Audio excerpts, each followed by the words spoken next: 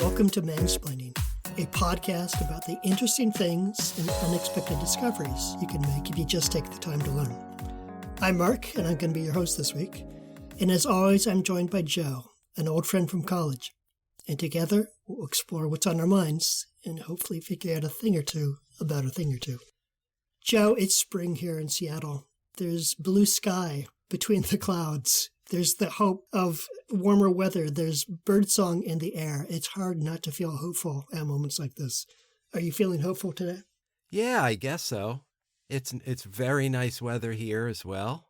My softball team played its first game of the season a couple nights ago. So yeah, I feel hopeful.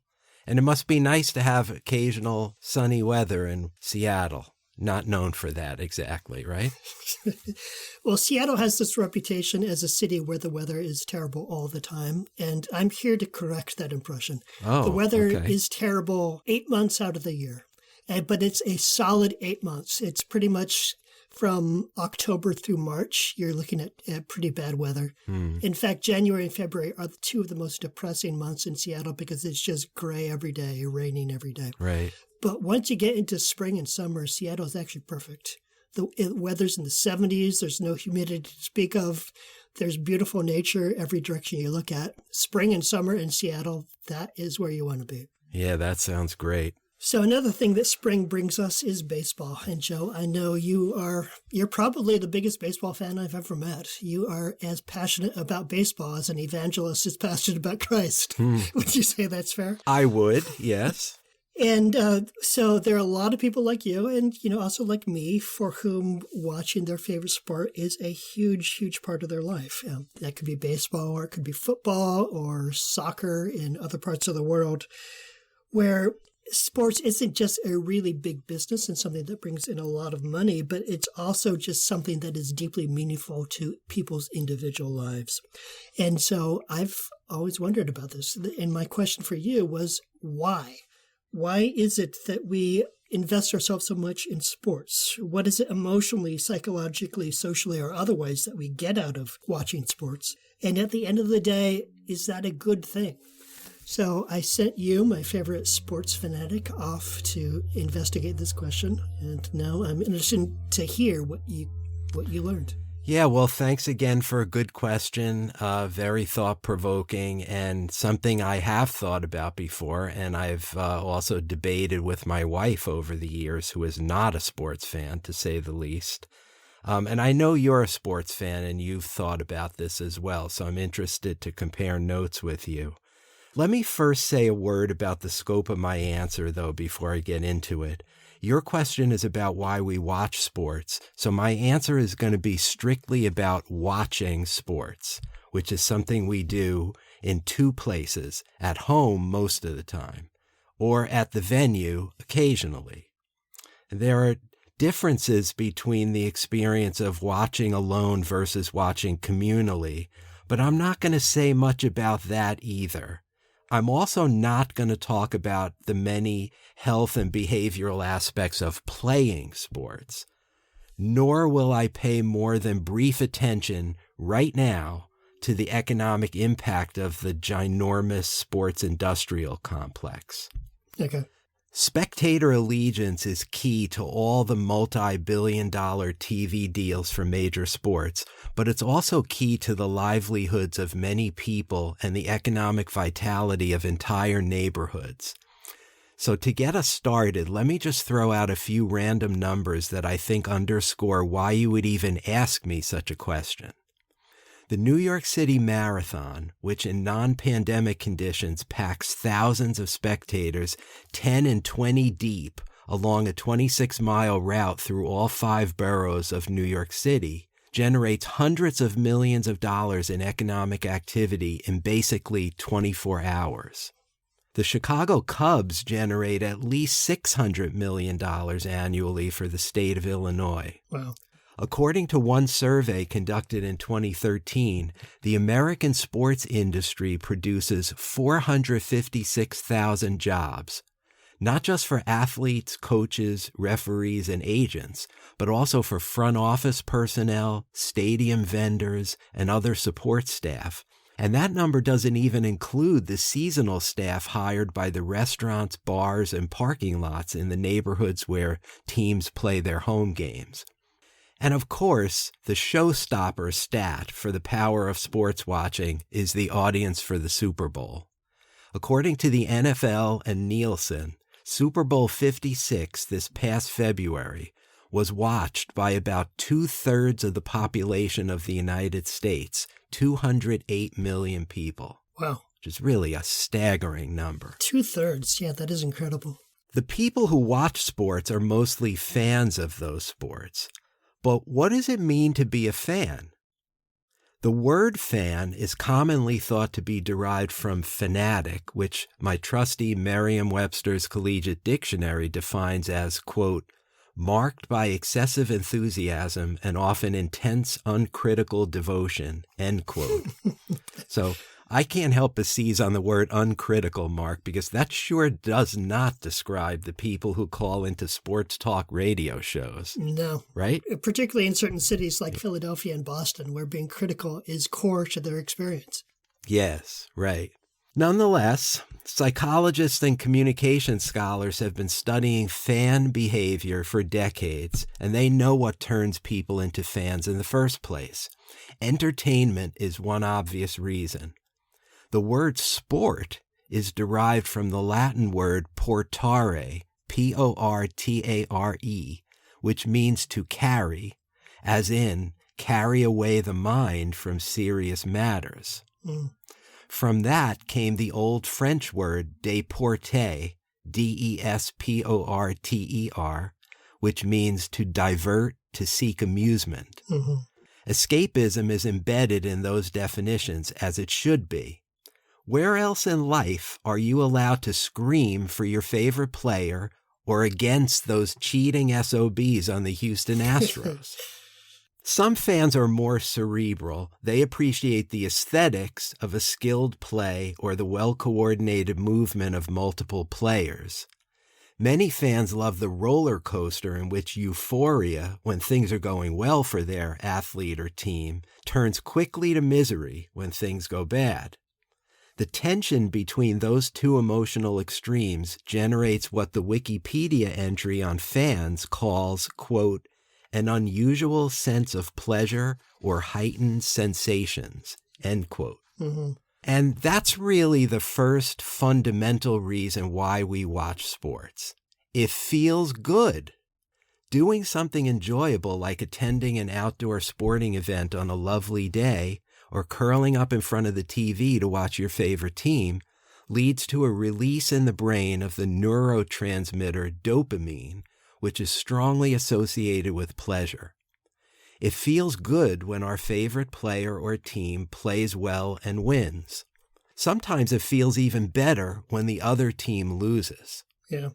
I remember watching the 1984 National League Championship Series with you, Mark, when we were attending college together in Chicago. Yes. The hometown heroes, the Chicago Cubs, had had a great season and were the prohibitive favorites against the San Diego Padres, and everyone we knew in Chicago was rooting for the Cubs in that haughty, overly cocky way that Chicagoans have. Yeah, I clearly remember that certain friends within our dorm group at the time had grown up in Chicago and were just absolutely convinced that there was no way that the Cubs were going to be stopped. Right. That even a team that had spent 100 years losing in innumerable ways was this time going to win. Right. But unlike all those hometown rooters, you and I were hoping the Padres would win and burst the bubble of all those Cubs fans. Now, mind you, neither one of us particularly liked the Padres. I mean, they had Steve Garvey at first base, and I hated Steve Garvey. Right. They were simply the vehicle for delivering the necessary comeuppance to the too big for their britches Chicago fans who surrounded us. Yes, the enemy of my enemy is my friend. Yeah, right. So almost 4 decades later, Mark, I still vividly remember the passion with which you enjoyed the Cubs' meltdown in those 3 games in San Diego. It's time to come clean about this, Mark. That felt good. I feel like I owe incredible debt to Leon Durham. And do you remember why? I sure do. Like, ball through the all wickets. All these years later, I remember who played first base for the Cubs because he was the guy who blew a ground ball. It went right between his legs, and the Padres scored the winning run on that play. Right. Yeah. So that felt good. Okay. So there's that. It feels good. But there are many other reasons why we watch. Here are some that I found noteworthy. It evokes national unity. In our hyperpolarized country, there aren't many things Americans agree on, but rooting for our Olympic athletes every few years or supporting our men's and women's national soccer teams during the World Cup is one thing that unites both knuckle-dragging QAnon believers and blood-sucking pedophiles like you, me, and Hillary Clinton. Right. But this phenomenon is not limited to the USA. The victory of a mixed-race South African team in the Rugby World Cup in 1995 helped to bring together a country mired in decades of apartheid. And of course, as much as I hate to admit it, as a non-football fan, the Super Bowl has become a cultural touchstone for Americans of all stripes, including even non-sports fans. That's how a so-called wardrobe malfunction became cultural lingua franca. Yeah, one thing that really struck me during the Seahawks' successful run, which seems to have come to a close, by the way, is that among the people who I saw wearing Seahawks jerseys to work as a way of signaling their allegiance to the team, at least half and probably more than half were women. And that was not something I experienced growing up. Football, when I was a kid, was a guy sport. Like the dudes would watch it together and women would just kind of tolerate that. Yes. But the football's fan base has really expanded its demographics. Yeah, that's absolutely true. And it's so funny you mentioned the Seahawks now because my next point is about the Seahawks. So get this. Another reason why we watch. It instills civic pride. There's a camaraderie of strangers who live in the same city and root for the same team. And municipalities do what they can to foster that team spirit. So tell me if you knew this, Mark. In 2015, your hometown Seattle Seahawks tried unsuccessfully to trademark the number 12 to refer to Seattle fans as the proverbial 12th man on their 11-man football units. I do remember that. And they ran into trouble because apparently the Texas Longhorns had been using that phrase prior to when the Seahawks picked it up. Right. So that's an example of civic pride. But then there's the generational connection. Sports watching connects generations. When people ask me how long I've been a Yankees fan, my stock answer is since before conception, since my father would have had it no other way. He idolized Joe DiMaggio as a kid, and so I was going to be a Yankees fan, period, full stop. As my father and I grew more distant in his later years due to the political polarization that's tearing away at our nation, we could always still talk about the Yankees. That was very comforting to me, and I'm sure I'm not the only one who can tell a story like that. And I'm paying it forward. My kids know that they will be dead to me. Dead, I tell you, if they root for the Mets or, God forbid, the Red Sox. So if you were to, say, find a shoebox underneath your daughter's bed that had a Red Sox hat in it, that would be more upsetting to you than drug paraphernalia? She'd be out of the will immediately. Yeah. Well, at least she knows what's at stake. Yes. And that, of course, that was an exaggeration on my part, but only slightly. Mm-hmm. Sports watching is also exercise for the brain. Research has shown that watching a game, particularly a complex one with strategy and lead changes, requires the kind of mental focus that leads to better information comprehension and even better organizational skills. It also triggers our mirror neurons. Now, this is a story of scientific discovery that I'll bet you never heard of. Or tell me if you did. In the early 1990s, a team of neurophysiologists at the University of Parma in Italy were studying macaque monkeys to to see which neurons fired when they grabbed a peanut and brought it to their mouths. Now, the scientists were doing this in the hope of developing therapies to help brain-damaged people recover hand function. One day, one of the researchers was himself eating peanuts in the lab when he heard the buzzing of the monitor indicating that a monkey's peanut-grabbing neurons were firing. But the monkey had no peanut. The researchers realized that about 20% of the same motor neurons that fire when a monkey grabs a peanut were also firing when the monkey watched someone else do the same thing. A smaller percentage fire even when we just hear a sound associated with an action, like the crack of the bat.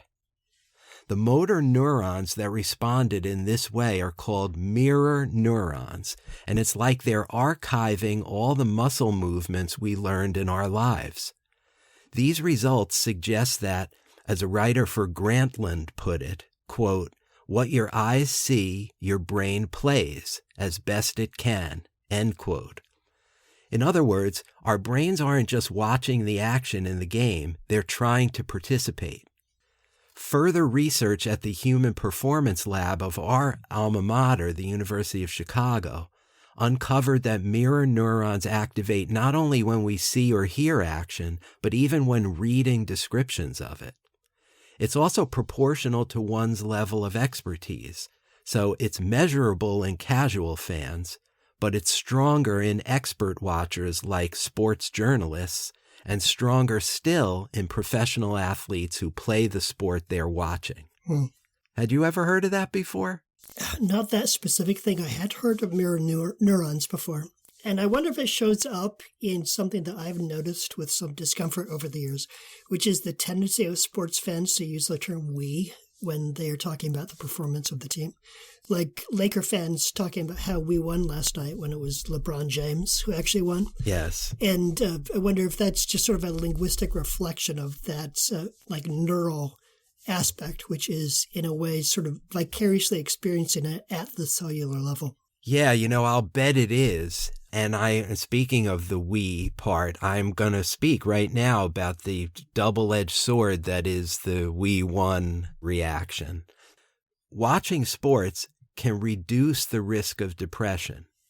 2 researchers at the University of Kansas surveyed undergraduates there and determined that those who strongly identified with the school's perennially good men's varsity basketball team were less likely to suffer depression and more likely to have high self-esteem.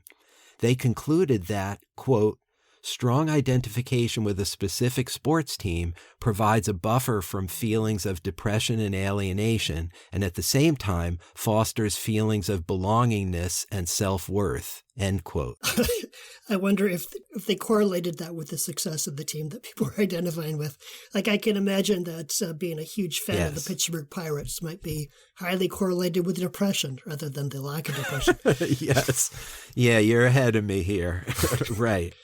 So let me just finish this point before I get to its flip. Numerous other studies have amplified this work, finding, for example, that people who watch sporting events with friends and family, whether in person or on TV in one's living room, socialize in a way that leads to bonding and a feeling of community around the shared love of a team or sport, which can serve as a bulwark against loneliness, isolation, and the other symptoms of depression. Yeah. And if our team does well, there's even a reflected self-esteem that accrues to us when we say things like, "we won," as you just pointed out. The team's successes become our own. Right. That relates to something which is my sort of problematic relationship with sports watching, is that over the past several years, I've lost a friend group of people who would watch sports with me, and I found myself watching sports more and more on my own, and eventually decided that I chose not to do that because it just sort of, it felt lonely to go into a sports bar and just sit there by myself watching a football game. And so, yeah, I definitely understand that a big aspect of watching sports is watching sports with people you care about, and that's Yes. really an aspect of social glue that isn't often talked about, but I think is felt every time a group of friends or family watch a game together. Agreed. And in addition to what you said, the watching of sports can help the emotionally repressed to process their feelings. And when I say emotionally repressed, of course, I mean men. Watching sports, particularly identifying with or rooting for a particular competitor or team, allows men to experience emotions and emotional release in a safe framework. Despite the advances made by feminism and equality movements all over the globe, it's still sadly the case that men feel cultural pressure to stifle their emotions because it's seen as somehow inappropriate to cry or show affection. Right. Sports fandom offers a space for men to hug each other or cry tears of joy or pain without the fear of judgment by other men. For that reason, sports can be a healthy emotional outlet for many men. And last but certainly not least, something truly magical and transcendent can happen in that game we're watching, and it often does. There are countless examples that resonate with vast swaths of sports watchers who remember them by their catchphrases decades later. The miracle of Coogan's Bluff, the miracle on ice, the thriller in Manila, the immaculate reception. All of these evoke visceral reactions from millions of Americans. There's a literary quality to some of these contests. Experiencing them can be like reading a page-turning novel full of plot twists, and you feel somehow enriched and also sad when they're done. Mm-hmm. I think I've now demonstrated that sports watching has a lot to recommend it. But as with almost any pursuit, there are downsides. A 2017 study in the Canadian Journal of Cardiology found that watching sports can stress your heart just as much as playing them. And that's not necessarily a good thing for the many couch potatoes with cardiovascular disease who watch sports obsessively. This was a Canadian study, so of course it was about hockey. But it found that a person's pulse rate increased by 75% when they watched a hockey game on TV and by 110% when watching in person, the same kind of increase as when engaged in moderate to vigorous exercise. Sure. Interestingly, the increase in heart rate wasn't connected to the outcome of the game, nor did it depend on how passionate the participants were about their team, or even whether they were male or female. Instead, it happened to everyone equally during high-intensity portions of the game, such as scoring chances. Mm-hmm. Prior studies had found a link between the stress response triggered by watching sports and hospital admissions for high blood pressure, heart attack, and cardiac arrest among spectators. Another study showed that spectators' testosterone levels rise when their team wins and drop when their team loses, which might explain why Mark no longer roots for the hapless Seattle Mariners. Just guessing. Yes, because it was sending my testosterone to dangerously low levels. You're now half the man you were before. Yeah. And it's all A-Rod's fault. Yes. Now, some people think of sports as ritualized war, a place where belligerent males both on and off the field can get their yayas out without committing real violence. But I'm dubious about that one. It seems to me that sports fandom serves as fake combat only when it doesn't lead to actual combat in the stands. For all the sense of community they engender, some sporting events, I think it's fair to say, tolerate a culture of violence. Alcohol-fueled brawls and rioting between rival groups of fans occur frequently before, during, and after many major sporting events all over the world.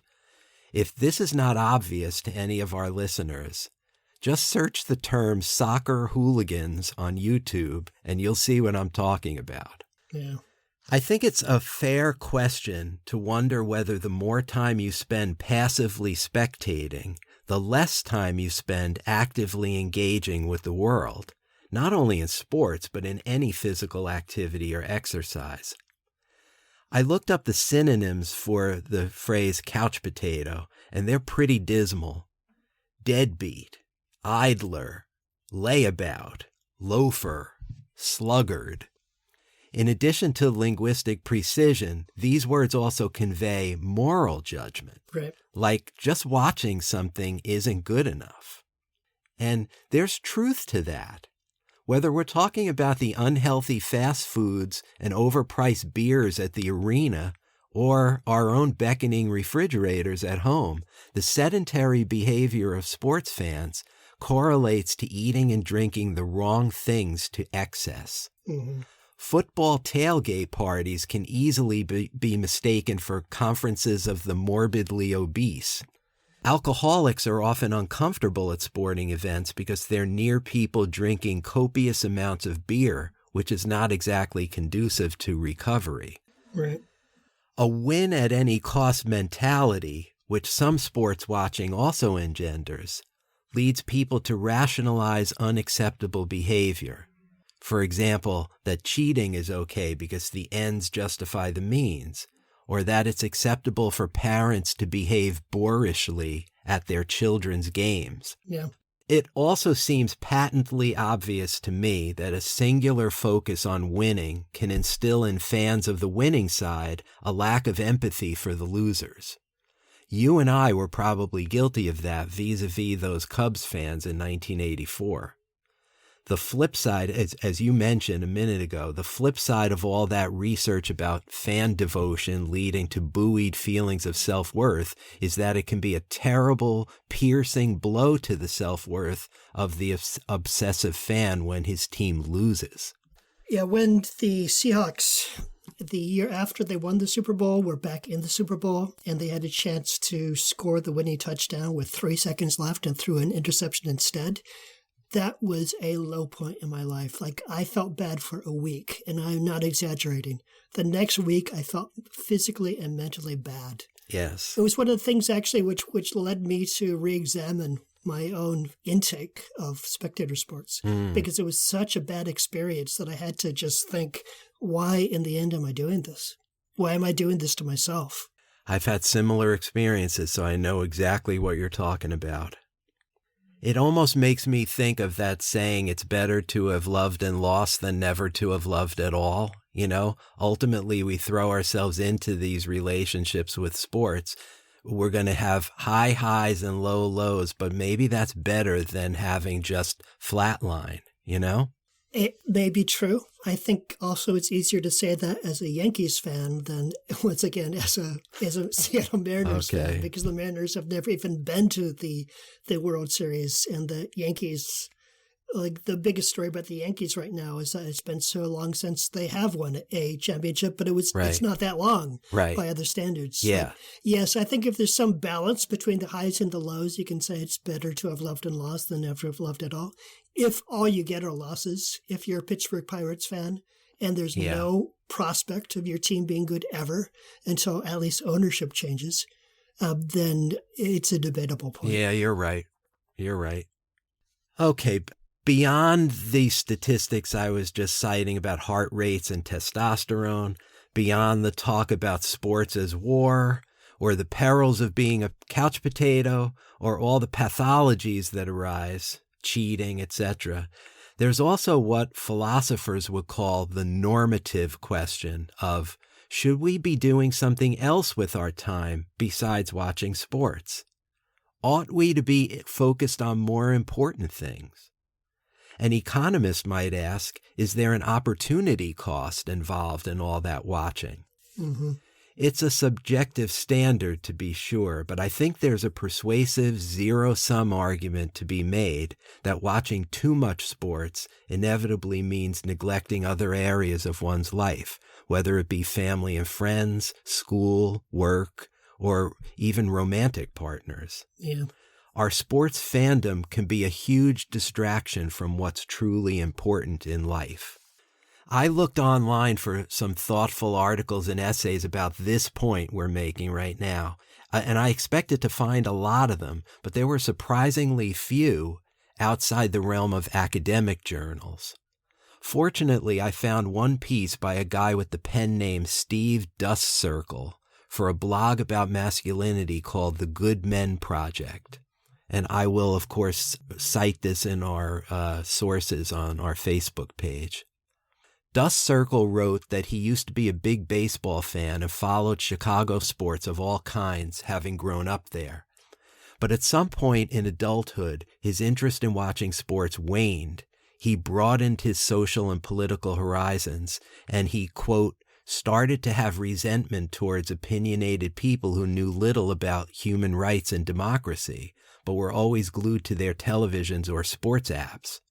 I started to wonder if professional sports were a way to keep us distracted and divided, much like Colosseum days of Rome as it was starting its fall. End quote. Surveying our coarsening culture and our fraying democracy while acknowledging the role of sports in bringing people together, he concluded that, quote, sports can be an important part of our lives when it is not the sum total of who we are, end quote. I think that's about right. Provided it's one part of a well-balanced diet of other life activities, watching sports can be a net positive in the lives of most of us who do it. As the saying goes, moderation in all things, which I know is easier said than done, but it's worth aspiring to. Because if you're living a properly balanced, dare I say, self-actualized life, the gifts that come from watching sports can take you places that are both elevating and life-affirming. I've received these gifts myself, and I can testify to their power. On October 26, 1996, I was present at Yankee Stadium when my beloved New York Yankees won the World Series with a victory in Game 6 against the defending champs, the Atlanta Braves. The Braves had taken the first 2 games in New York, and I was at Game 2, a humbling 4-0 defeat to the era's best pitcher, Greg Maddux.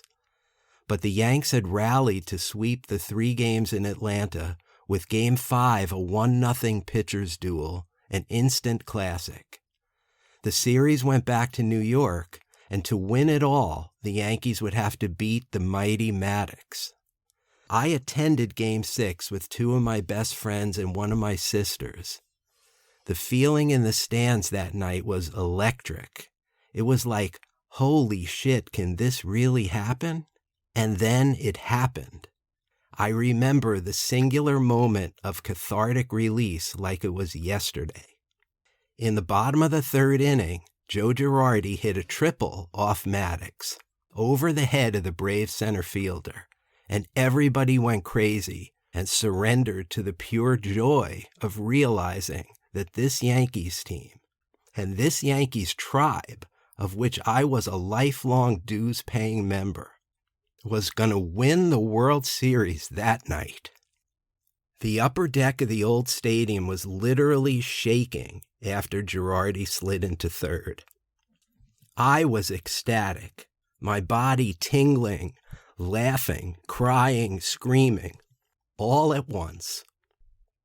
It was one of the greatest moments of my life, Mark. Wow. Right up there with my wedding and the birth of my 2 children. My team was winning the World Series, and I was there to witness it in person. Words can't do it justice, but maybe the emotion in my voice can. Yeah. I spent countless hours watching, and as if in payment, I got to watch that. There's a sociologist, like a groundbreaking sociologist called Emil Durkheim. Well, he never wrote about sports, to my knowledge, but he did write about religion. And he said that the essence of the religious experience was something that he called collective effervescence, which was this notion not only that you were part of a community and you're bound together in this experience, but also that you were part of something bigger than yourself, something greater than yourself. And in those moments were transcendent and therefore very emotionally resonant in the way which I feel like you just described. Yeah. And I remember reading that. It was probably in a religious studies class, but my mind immediately went to the sporting events that I've been to, where, for instance, I can remember going to a track meet when I was in high school with my mother. And it was a contest with another university, and it came down to the final race, which was a 4x400 meter relay. And on the final leg, the runner from our hometown University of Oregon team ran down the opposing runner and passed him in the last 40 meters and won the meet. Yeah. And the crowd was just going crazy, and we were all jumping up and down, and my mother and I turned to each other and just hugged. And that was one of I'm getting emotional now. Yeah.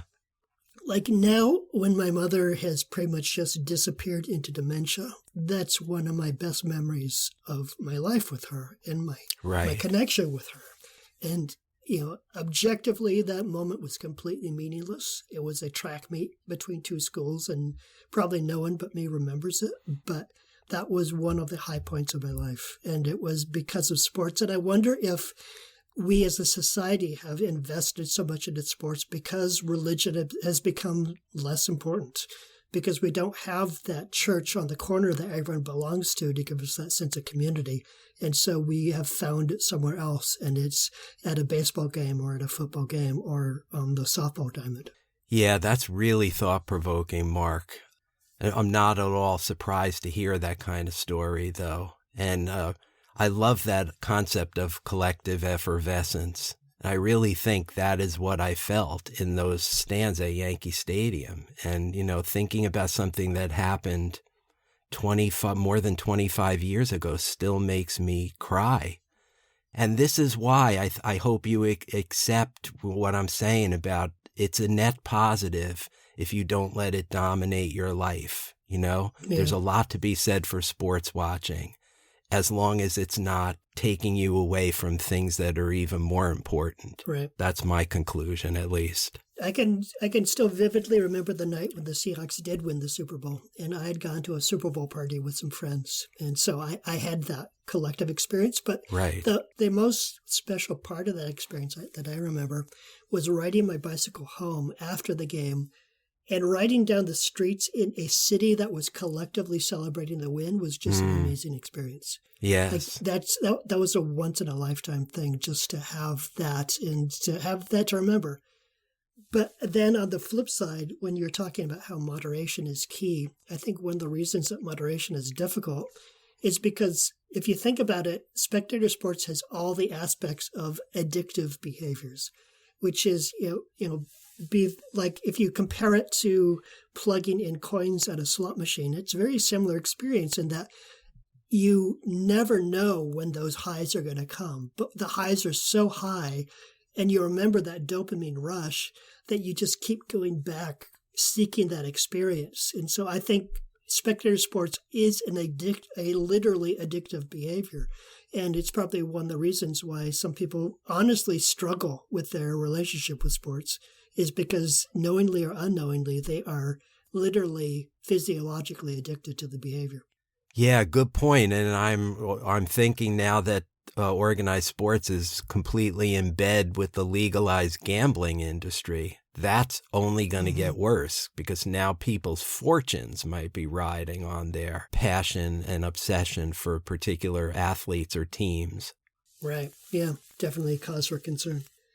But thank you. This is both informative and also emotionally cathartic. Yeah. I can't say about many of our episodes. But right. Yeah. Right. We went to a very true place, so thank you for that. Yeah, thank you. And do you have a question for me for next time? I do, yes. So my daughter is in 11th grade now, and during her recent spring break, we rented a car and I drove her upstate to see some college campuses that she will likely apply to.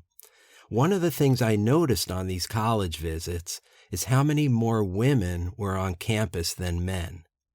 it looked to be 2/3 female, 1/3 male, to my eyes at least. Wow. Now, I had heard that this was the trend at colleges everywhere in the U.S., regardless of their location, size, or whether they were public or private, but it was still striking to see it with my own eyes. I couldn't help but think of my own college experience 40 years ago when the ratio was almost flipped, 2/3 men, 1/3 women. Mm-hmm. My question to you, Mark, is why are so many more women going to college these days than men? And what are the implications of that? Yeah. Okay. Thank you for that question. I wasn't aware of that ratio, so I will be very interested to dig into it and try to figure out what's going on. Yeah, well, I might be wrong about the exact ratio. I didn't look it up, but I think it's clearly female-dominant population now in colleges, and I'd like to know what that's about. Yeah, me too. So if you have any thoughts on this episode or would like to leave a comment on this episode or a previous one, we do have a Facebook page, which we tell you about every single time, but maybe you haven't been listening. If you haven't been listening, this is the time to tune in because you can find our Facebook page at Mansplaining the Podcast. We do hope that you come by, give a like to our page if you haven't already, and leave a comment. It literally makes my day when we get a nice comment on our Facebook page. So yeah, you can do me a solid by leaving a comment. If you'd like to help other people discover this podcast and you've already told everyone within your personal network, bugging them constantly at family gatherings about listening to the Mansplaining the Podcast, you can also help us by leaving us a rating on iTunes or Spotify or wherever you find your podcasts. But that's it for this week. I've been Mark. And that's been Joe, and thank you for spending your time with us. We'll talk to you next time. That's it for this edition of Mansplaining. Mansplaining is brought to you by Joe and Mark and nobody else. Thank you for hanging out with us for a little bit, and we'll see you next time.